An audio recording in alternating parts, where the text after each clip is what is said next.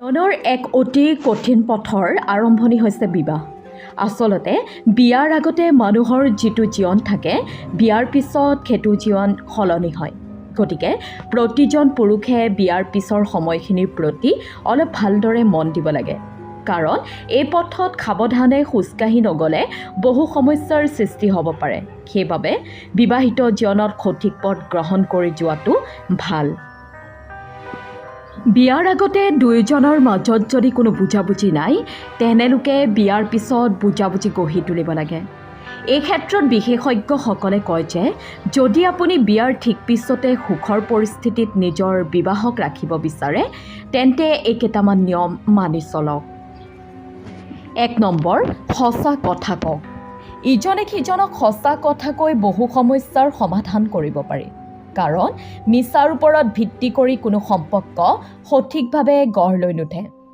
তেনে ক্ষেত্ৰত যিদিনা মিছা কথা কৈ ধৰা পৰিব, সেইদিনা ডাঙৰ সমস্যা হ'ব পাৰে।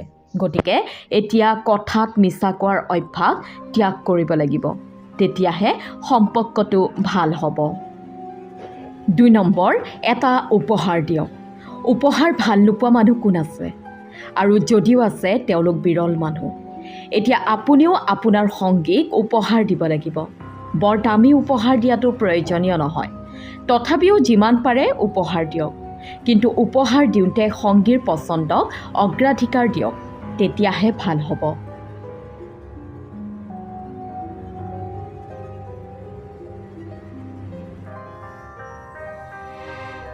৩ নম্বৰ, ফুৰিবলৈ যাওক। ঘূৰিব গ'লে মনটো সম্পূৰ্ণ বেলেগ স্তৰত উপনীত হয়। পাহাৰৰ ঢালত থিয় হৈ ইজনে সিজনৰ লগত অলপ সময় কটাব পাৰে। সাগৰৰ পাৰত ধেমালি কৰি ফুৰিবও পাৰে। গতিকে চিন্তাৰ একো কাৰণ নাই। বৰং ইজনে সিজনক ভাল পাই ভালদৰে আগুৱাই গৈ থাকক। আৰু যাতে আপোনাৰ বৈবাহিক জীৱনটো অধিক সুখৰ হয়।